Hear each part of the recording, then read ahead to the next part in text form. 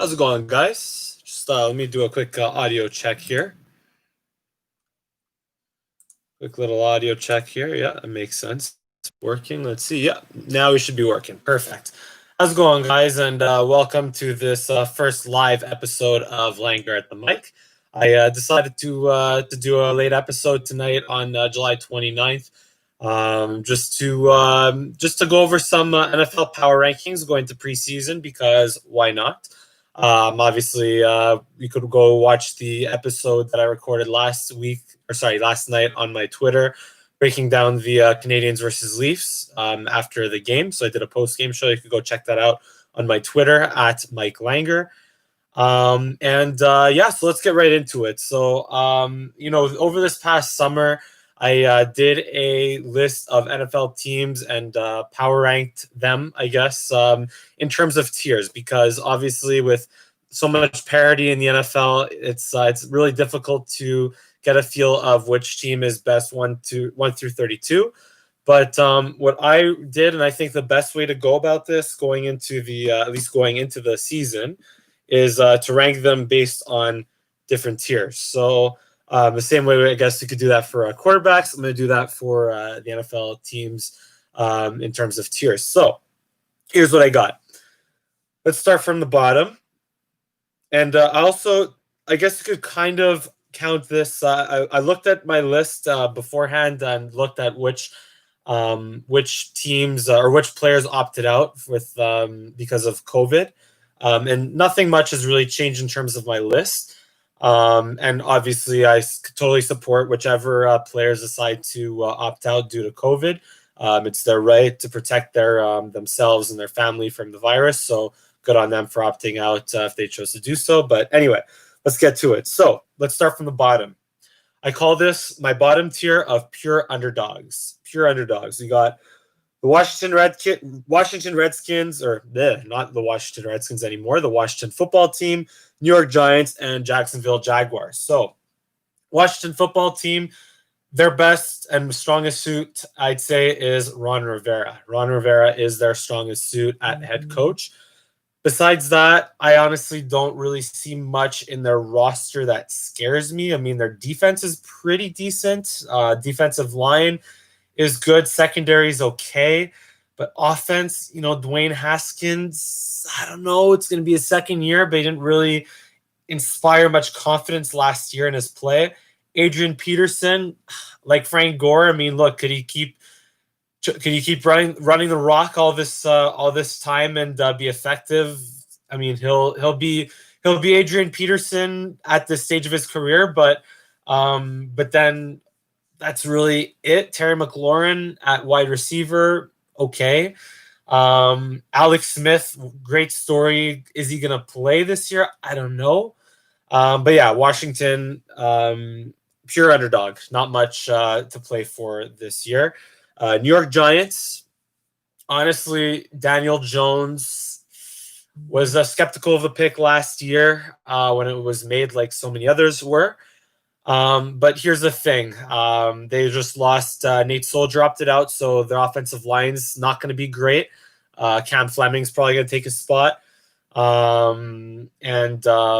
At wide receiver, they're okay. I mean, Evan Ingram, I'd say, is their best weapon at wide receiver. Sorry, in the passing game at tight end. Wide receiver, Golden Tate, Sterling Shepard, okay, but not great, especially considering that Daniel Jones is their quarterback. Saquon Barkley, of course, is going to do what Saquon usually does. But here's the thing: just the fact that Jason Garrett at offensive coordinator. There's a lot of factors pointing towards the New York Giants offense looking a lot like the Cowboys offense, which was good last year, but not great when they needed to get the job done, or just mediocre from 2018. And I don't know, not much to come from it, not much to say about that. So anyway, Giants, not great. Jacksonville Jaguars, real quick, Gardner Minshew, can he take a step forward? Absolutely can, but is he by any means a top quarterback in the NFL? He could be, but until we see it, I won't believe it. They traded away a whole bunch of their roster within the last couple of years. So right now they're just They had a couple of good draft picks last year. I'm not going to lie, with Kayvon Chason and C.J. Henderson, and who was it was Laviska Shenault. Pretty sure they're wide receiver in the second round. So they had a pretty decent draft, but they have a lot to prove. Jacksonville does, so that's why they're a pure underdog. They're not much to play for. Now here's what I have: a level up. Now again, I don't not to say that these following teams are at the bottom of the pack, but I just have these guys as non-contenders but competitive in terms of the strength of their roster, in terms of the fact that they maybe didn't have a great year last year in recent years. So until they prove otherwise, they are non-contenders but competitive. And the 4 teams I have here are the LA Chargers, Las Vegas Raiders, Carolina Panthers, Cincinnati Bengals. So the team I believe that could be the strongest here is the LA Chargers, but it all depends on the duo of either Justin Herbert or Tyrod Taylor at quarterback. But besides that, they have a pretty strong roster. Defensively, offensively, they have the pieces, but I just don't know if quarterback is going to hold them back or not. So until quarterback doesn't become an issue, or until quarterback is proven on the LA Chargers, I have them as a non-contender but competitive, and they're also in the same division. They're in the same division as the Kansas City Chiefs, so they'll have to win a wild card, and I don't know if they'll be strong enough to win the wild card. Las Vegas Raiders, look, they've been up and down, to say the least, with the last couple of years. Derek Carr at quarterback, okay, good, but not great. We don't know. John Gruden as head coach, again, I don't know if he's suited for this era of football. We'll see. They're a likable team.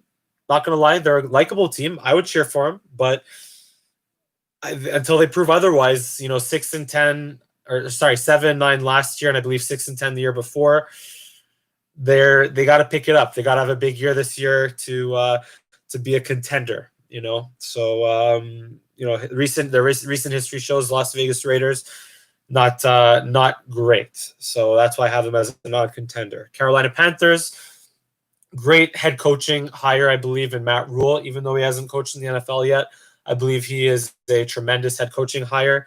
But the problem is I have them as a non-contender simply for the division that they play in. The NFC South will be the strongest divisions in football this year, between the Tampa Bay Bucks with Tom Brady and New Orleans Saints. They're gonna have to really play above their heads to be anything close to a contender this year. Teddy Bridgewater was good at the Saints last year at quarterback, but can he do it without Sean Payton? Can he do it with Matt Rule? Maybe, but he's still not Sean Payton, I don't believe. And defensively, they drafted well defensively last year, but still they lost Luke Kuechly. They lost a lot of the big names on their defense that made them elite in the last 10 years. So I have them as a non-contender. And lastly, Cincinnati Bengals, young head coach, Zach Taylor. Again, a lot not really proven. They still have guys like Geno Atkins that can maybe get the job done. They got AJ Green. They got Joe Mixon at running back. But Joe Burrow, hey, I would say the Cincinnati Bengals and the LA Chargers are the two wild cards in this non-contenders group. But again, with rookie quarterbacks, you never really know for sure. So for now, I have them as non-contenders. Now, again, moving up the chain, I have these 5-6 teams as recently good but trending downward. Not to say that they cannot be better than the teams I have ahead of them, but just to say that these teams have been trending downward recently, and that's why they are where they are on my list. So I have Atlanta Falcons. Dan Quinn, very much on the hot seat. I believe they were 2-7 at one point last year before finishing the year 7-9. So they were very good in the second half of the year, but the last 2 years between 2019 and 2018, Atlanta Falcons heading down since they went to the Super Bowl and blew a 28-3 lead, then made the wild card. Just Falcons trending downward in the last 2 years. Houston Texans, they made the playoffs last year, but It still kind of remains to be seen if they can protect whether or not they can protect Deshaun Watson. And then they trade away DeAndre Hopkins. So they did get Brandon Cooks back, but who knows what his health will be like. David Johnson, who knows what his health will be like. I just think David Johnson had 1 or 2 good years back in 26 between 2015 and 2017, and then hasn't been really the same since. So until proven otherwise, Houston Texans trending downwards. So that's why they're there. Chicago Bears, I would say, is going to be the weakest in this group of recently good but trending downwards. Recently good Chicago Bears because they made the wild card 2 years ago and then lost the Eagles in the wild card. But then Trubisky is, you can only go so far at Mitch Trubisky, and I believe just the roster has trended downwards recently. Khalil Mack on defense, obviously got to be aware of Khalil Mack, but besides that, Khalil Mack, Eddie Jackson at safety, sure. Fulton at corner, but besides that, not really much to scare you. I mean, sure, Allen Robinson at wide receiver, but just again, I just don't see them I just see them trending downwards from continuing to trend downwards since their wild card win 2 years ago. So that's why they're there. Patriots, I have them here because not much really to say other than the obvious. They lost Tom Brady. A lot of their guys opted out. Patrick Chung, Dante Hightower. A lot of guys opted out for the Patriots. They got Cam Newton, sure, and they still have Belichick. So who knows? Maybe it is part of their plan to draft Trevor Lawrence, but you can't deny that the Patriots have been trending downwards. Green Bay Packers are here because Green Bay Packers had probably the worst draft last year. They pissed off their franchise quarterback even more. You could have thought that Matt LaFleur coming in at the end of 2018, so at the beginning of 2019, maybe that was a sign of them maybe supporting Aaron Rodgers a little bit more. But just drafting Jordan Love in the first round and then not really doing much in terms of helping Aaron Rodgers, with drafting a running back, like a second or third string running back when they already have Aaron Jones, drafting a linebacker, drafting a tight end. Doesn't really help Aaron Rodgers very much, and then Devin Funchess opts out. So Green Bay Packers, look, they were 13-3 last year, sure. Aaron Rodgers could still be Aaron Rodgers, of course, but their roster has not really gotten much better compared to the teams around them. And LA Rams,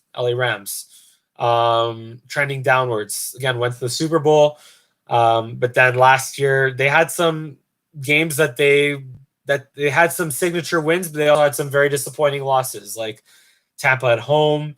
They did lose to Seattle on the road, but then I think they beat Seattle at home. But just again, 9-7, they got crushed by Dallas on the road when their season was on the line. So just I don't see LA. Again, they could be good again. Not to say that they can't be good again, but just they've been trending downwards in the last couple of years. So that's why they're there. Now, moving forward, next category, can be sneaky good. I have a lot of teams here. This is a middle of the pack team of wildcard teams that, have been getting better, whether through the draft or free agency.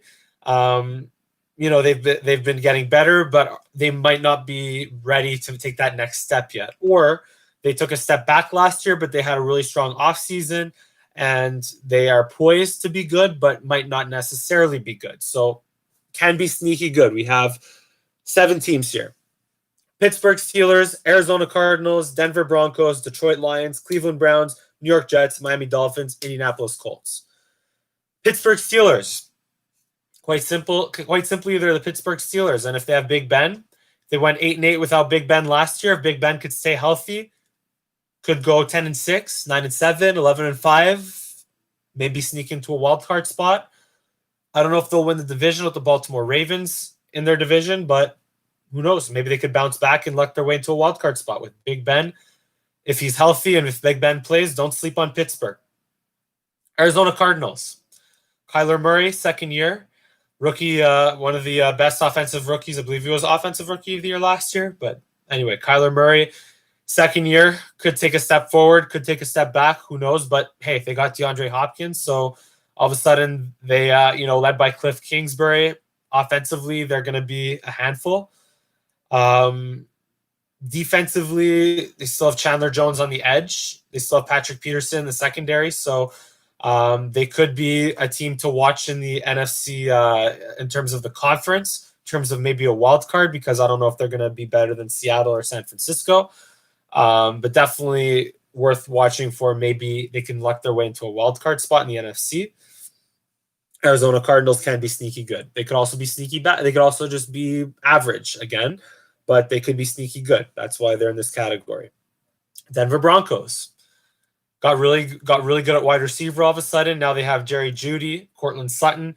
I forget the guy they drafted in the second round, but they all of a sudden have a pretty good complement of wide receivers and also running back. They have both Melvin Gordon and Philip Lindsay, of course. So offensively, now it just comes down to Drew Lock taking a step forward compared to last year, and Vic Fangio coaching well. That's what it comes down to for the Denver Broncos, because defensively, Von Miller's still a force, of course.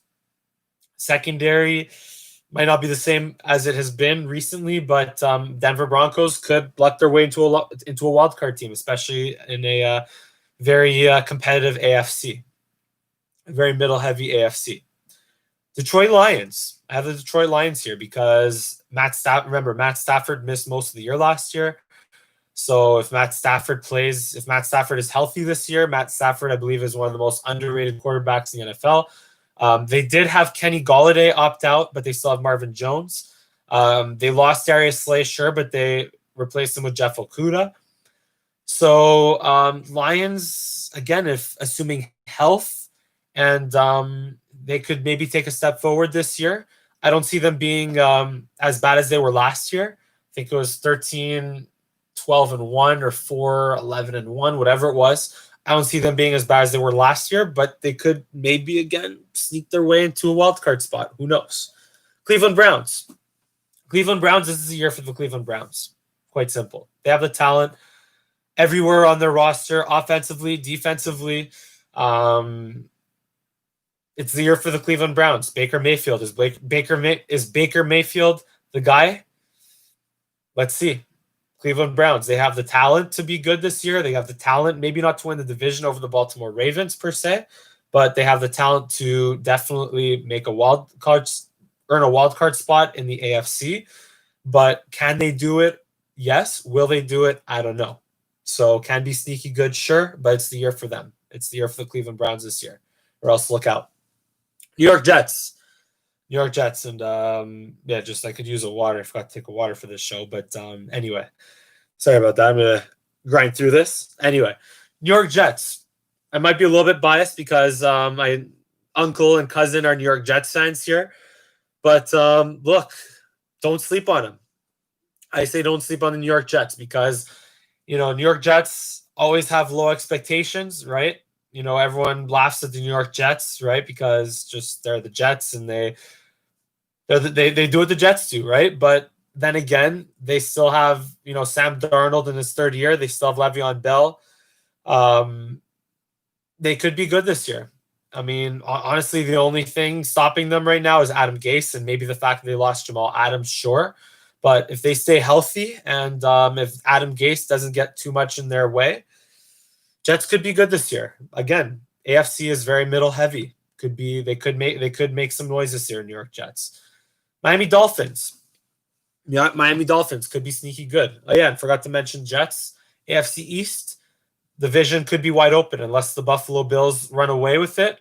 The division could be wide open. So New York Jets and now Miami Dolphins, same thing. That Miami Dolphins had one of the best off seasons last year, signing Byron Jones, drafting Tua, drafting offensive tackle help, drafting even Noah Igbenogany in their secondary. I mean, I don't know if I considered that pick a little bit of a reach, but that just shows that Miami's taken their secondary very seriously.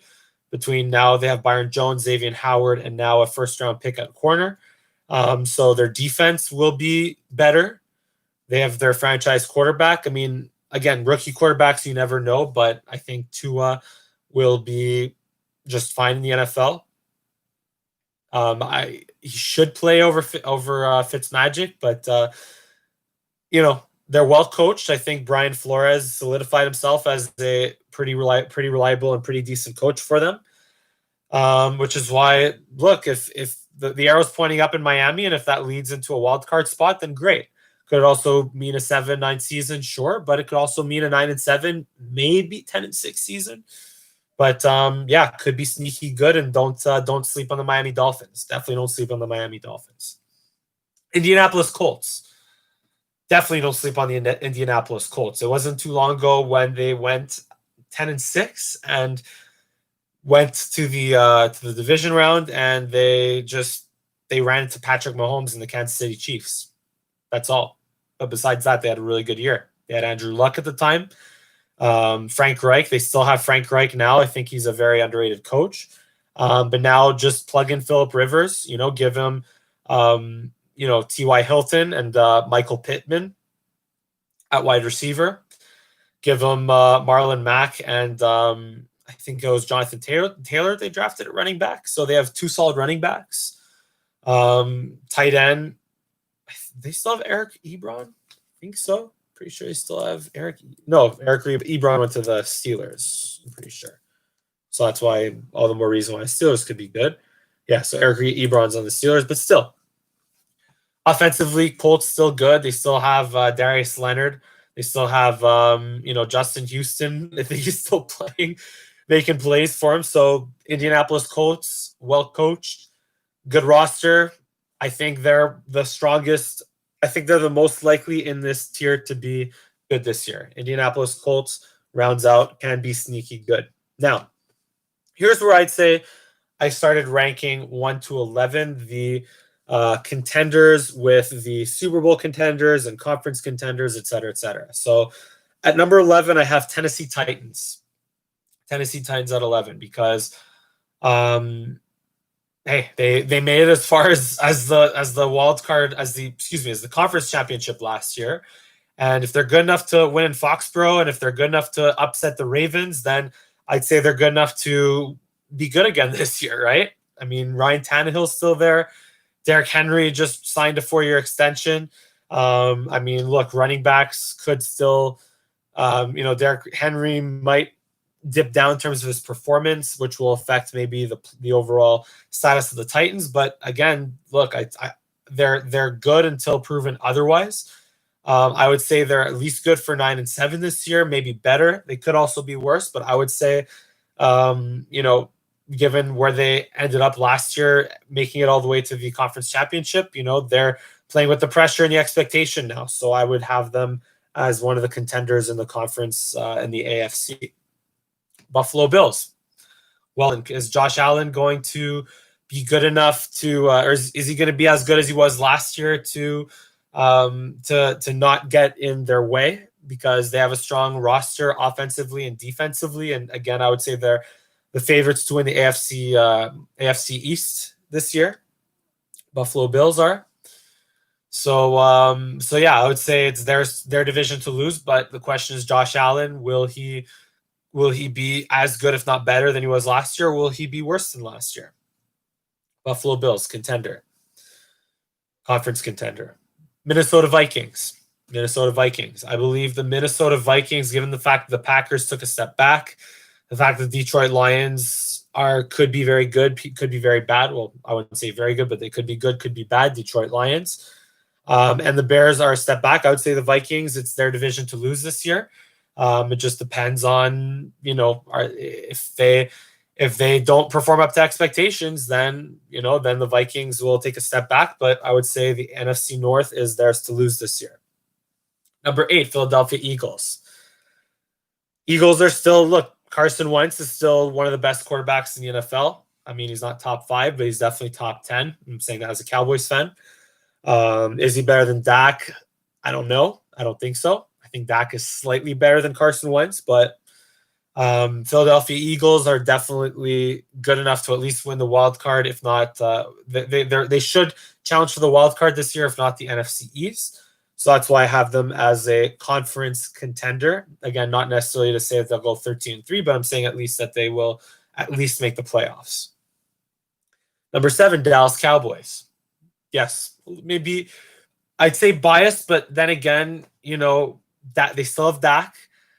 The only thing that held the Dallas Cowboys back last year from winning the division, I mean, that wasn't saying much given how poor the division was last year, but the only thing that held the Dallas Cowboys back last year, and it was big, was coaching. Jason Garrett. I hate to say this, but also Chris Richard. I hate to say this, but also Rod Marinelli. Keith O'Quinn. Coaching staff. Terrible last year. Cost us the season. We had one of the strongest rosters last year, the Dallas Cowboys did. And it cost the Dallas Cowboys trying to be objective here, trying to not say us, but it cost the Cowboys a playoff run. Really did this year. I believe Mike McCarthy will be the real deal. Mike McCarthy, along with who they have coaching defensively now, Jim Tom Sula, defensive line, Mike Nolan, defensive coordinator, and Jaws at special teams coordinator. Will be the Cowboys just got really strong where they were weak last year, coaching. Sure, they lost Byron Jones, but they kind of replaced that with Trayvon Diggs. Sure, they lost Robert Quinn, but they kind of replaced that with Aldon Smith, who by all signs show that he is ready and maybe not perform at the level he was at in 2011, but at least be good enough to contribute and maybe be good enough for 4 to 5 sacks this year. Again, Cowboys were weak last year defending the run in the middle of the defensive line. Guess what the Cowboys did? Signed Dontari Poe, signed Gerald McCoy.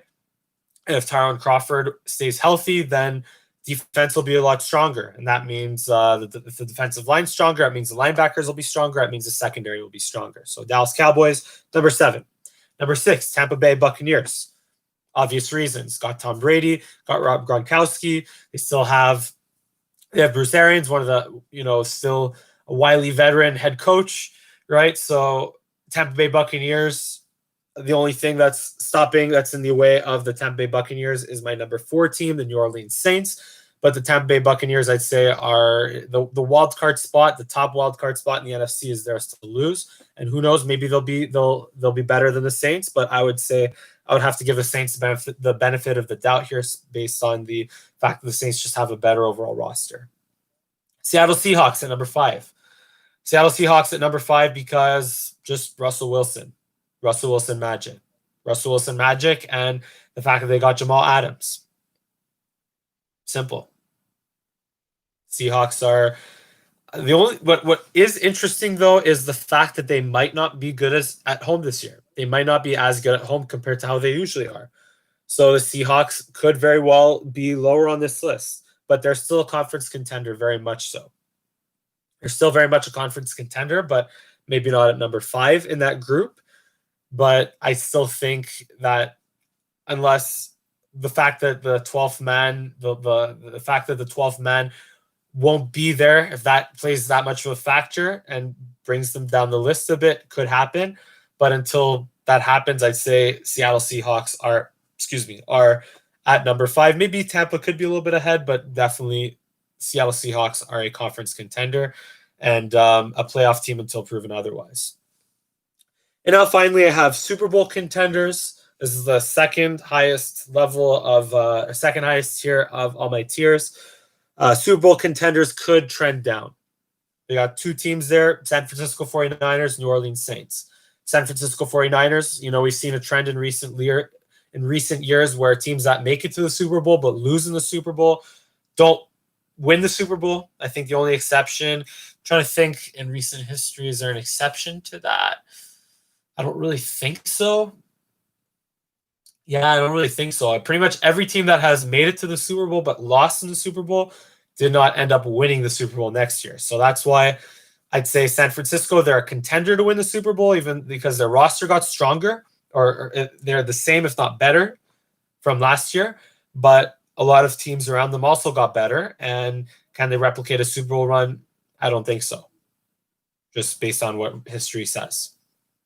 And New Orleans Saints, I would say the reason why they can trend down, I mean, look, they have one of the best rosters in the NFL, but what could help cause them to trend down is the fact they just lost another heartbreaking playoff game. They just lost another heartbreaking playoff game at home, even more so at home. But they still have Sean Payton. They still have one of the best coaches in the NFL.